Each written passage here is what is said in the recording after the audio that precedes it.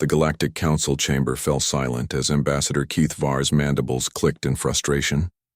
For 3 standard cycles, the insectoid diplomat had been trying to explain the universal commerce protocols to the newest species admitted, to the galactic community, humans. You cannot simply ignore the established trade regulations, Keith Var chittered, his compound eyes reflecting the chamber's bioluminescent lighting. These rules have governed interstellar commerce for over 10,000 years. Every species abides by them. The human representative, a middle-aged woman named Director Sarah Chen, leaned back in her adaptive chair and smiled that peculiar expression her species was known for. Rules are interesting things, Ambassador. They're really just suggestions, until someone decides to enforce them. Across the chamber, the crystalline Zephyrians hummed in harmonic disapproval, while the gas-based ethereals swirled in agitated patterns. The humans had been nothing but trouble since their admission 6 months ago. The protocols exist for a reason, interjected High Counselor Vrix Thane, his scaled hide shifting from blue to deep purple, a sign of extreme annoyance among his people. They prevent conflicts, ensure fair distribution of resources, and maintain order across 57 star systems. Sarah nodded thoughtfully. And yet, since we've started operating outside those protocols, trade efficiency in this sector has increased by 37%. Delivery times are down, costs are lower, and customer satisfaction ratings have reached historic highs. The chamber erupted in a cacophony of alien vocalizations, clicks, whistles, harmonic resonances, and electromagnetic pulses that served as various species' expressions of outrage. Impossible! Keith Var's voice rose above the din. The protocols are mathematically optimized. For the species that designed them, Sarah replied calmly. But optimization isn't universal. Your protocols assume every species thinks, acts, and priorities the same way.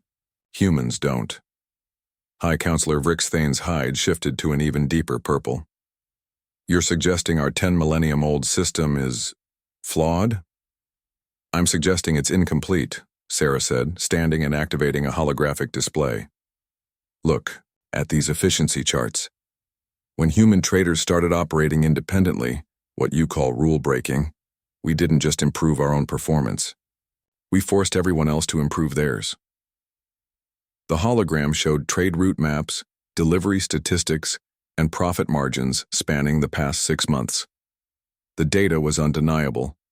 Sectors with human involvement were outperforming traditional protocol-bound regions by significant margins. Ambassador Keith Var's antennae twitched nervously.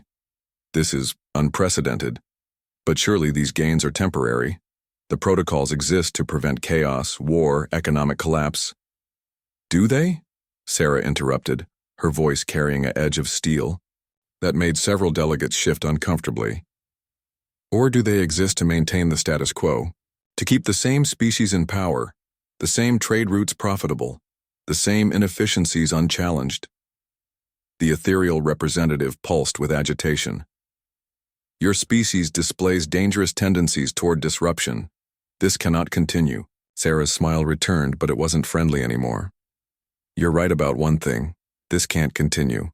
Because while you've been debating protocols and regulations, human merchants have been forming direct partnerships with 17 different species. We're not just breaking your rules anymore, we're making new ones. The chamber fell deathly quiet. What do you mean? Vrix Thane's voice was barely a whisper. The Terran Trade Compact, Sarah announced, her words echoing in the vast chamber. 17 species have already signed on. No arbitrary protocols, no outdated restrictions, no committees of bureaucrats deciding what's best for worlds they've never visited. Just direct, honest commerce based on mutual benefit and adaptive strategies. Keith Var's mandibles clicked frantically. You cannot simply create your own trading bloc. The Galactic Council must approve all such arrangements. Must we? Sarah asked. According to whose rules? The same protocols you just admitted are 10,000 years old? The same system that's been stagnating galactic commerce for millennia? She gestured to the holographic data still floating before them. Results speak louder than regulations, Ambassador. And the results show that sometimes breaking old rules is the only way to make better ones. High Counselor Vrixthane's hide had shifted to a pale yellow, fear, among his people. If every species simply ignores established protocols, they won't, Sarah said with certainty. Most species prefer following rules to making them. It's safer, more comfortable, requires less thinking.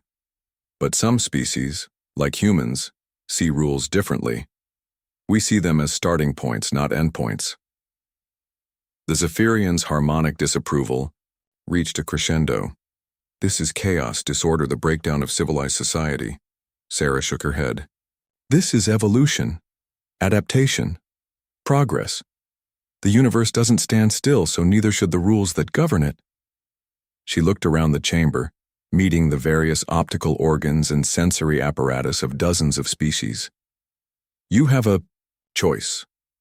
You can cling to your ancient protocols and watch the galaxy's economy stagnate, while humans and our partners thrive. Or you can learn to think like we do, not just about following rules, but about when it's time to break them and make better ones. The silence stretched for long moments before Ambassador Keithvar finally spoke, his voice subdued. And if we consider your proposal? Sarah's smile returned to its earlier warmth. Then we'll teach you something humans learned long ago. The difference between rebels who break rules for chaos and revolutionaries who break rules to build something better. She paused at the chamber's exit. The invitation to join the Terran Trade Compact remains open. But understand this, we're not asking permission anymore. We're making the future. You can either help shape it or watch it happen from behind, your outdated protocols. As the chamber doors sealed behind her, the assembled delegates sat in stunned silence, finally understanding that the humans hadn't just broken the rules. They had changed the game entirely.